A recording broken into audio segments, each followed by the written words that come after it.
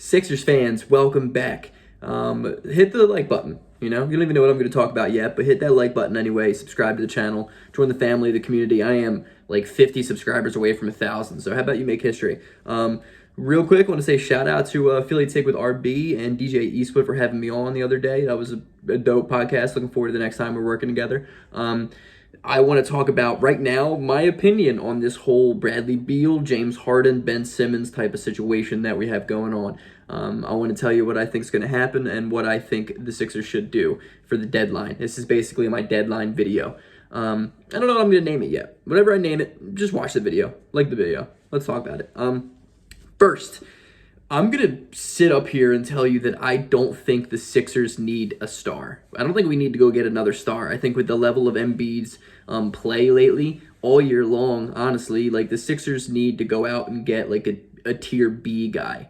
That is all we need to go out and win a championship. I really believe that with the way that Maxi's emerging too as a budding star, we don't need to go get James Harden.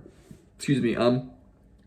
This big thing with like Morey wanting to hold off, and which I think he's going to do. I think Morey wants to hold off and go out and get James Harden this offseason.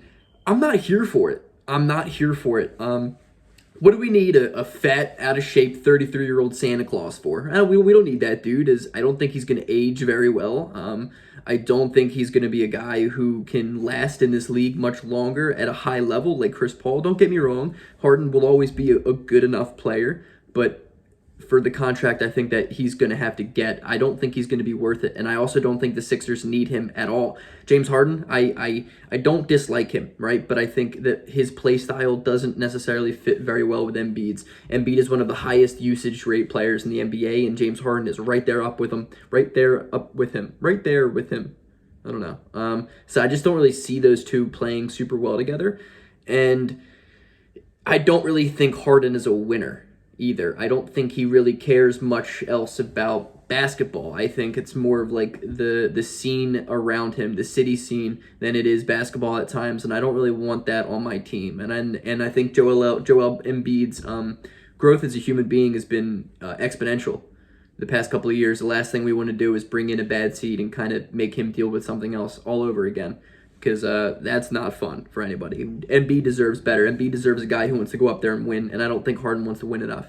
Let's talk Bradley Beal.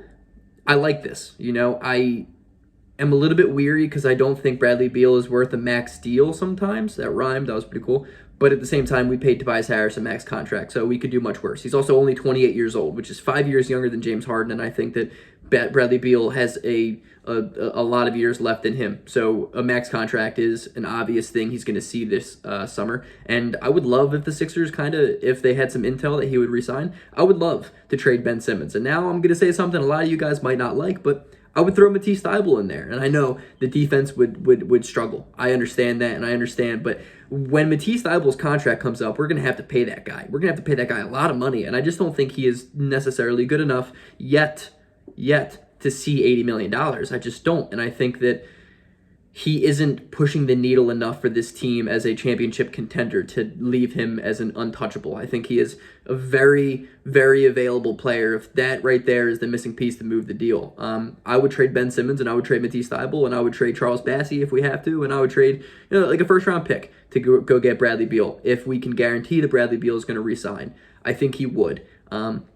Because though I don't think Bradley Beal is worth 5 years, $220 million from Washington, I would give him 4 years, like 190, 180, whatever it is now, because I think he is an elite number 2 on a basketball team.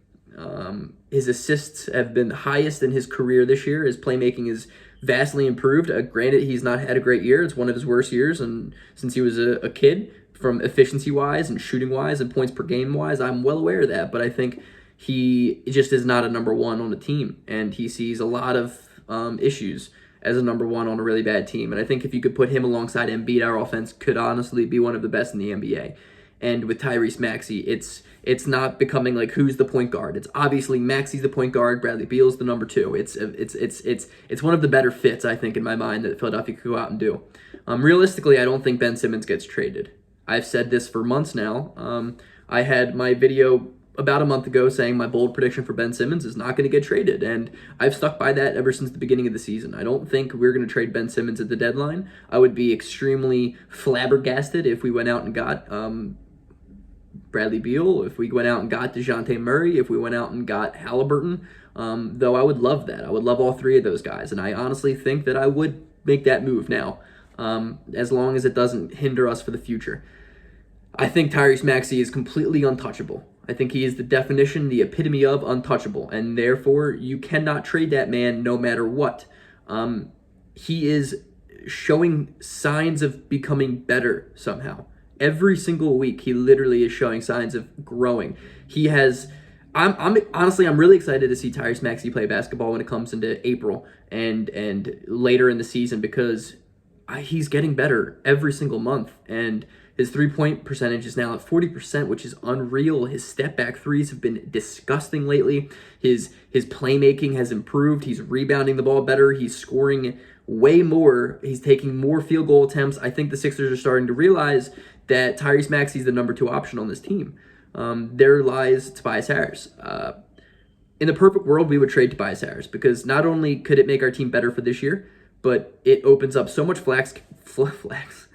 It opens up so much cap flexibility for the team in the future, so we can go out and do something this summer, because I would really love to have a Bradley Beal on this team. I really would. If that means trade Tobias Harris for like Harrison Barnes and Buddy Hield, I don't know if that financially works, but I would probably do that. And I know you guys are going to be like, Buddy Hield sucks. And I know, but we have to do something for the ability to get rid of Tobias Harris, because Harris's contract is not good. It's not one of the worst in the NBA, because he's a good player. He at times shows signs of being a number 2, but he's probably a number 3 or number 4 on a winning team, and that's really cool. But he's not a max player. He's not good enough to fill in the role that the Sixers currently have him at. It's not really his fault. He's just not that guy, and that's okay. But I think in order for the Sixers to continue to improve as a basketball franchise, Tobias Harris probably can't be in Philadelphia. Do I think he's going to get traded this year, this deadline? Absolutely not. I think there has to be way too much to fall into place for him to get moved in to begin with, and he also has kind of been playing better lately, and I know it really doesn't mean anything, but I think that goes to show that the GM is probably going to just hold on to him. Daryl Morey probably doesn't have a good enough deal to really trade Tobias Harris for, to make it worthwhile getting rid of him. Tyrese Maxey and Embiid are the only 2 guys who are untouchable for me. I would die to see Danny Green get traded. I think he gets hated on a lot, but a lot of the times I think he really deserves it. Defensively, he has become terrible. Seth Curry, I would love to have him stay. I don't want to trade him. I'm not actively trying to get rid of him by any means, but if he is the final piece that moves a deal, then I feel like you kind of have to. But I think his fit alongside Embiid is beautiful. It's the chemistry between those two is awesome. But again, he's not untouchable. Untouchable is a very strong word. That being said, I think the Sixers are probably going to stay put. I think that Goran Dragic, if available in the buyout market, is one of the most ideal fits that we could do. We need a backup point guard who can facilitate at an above-average level and can go out and get his own bucket that shoots the ball.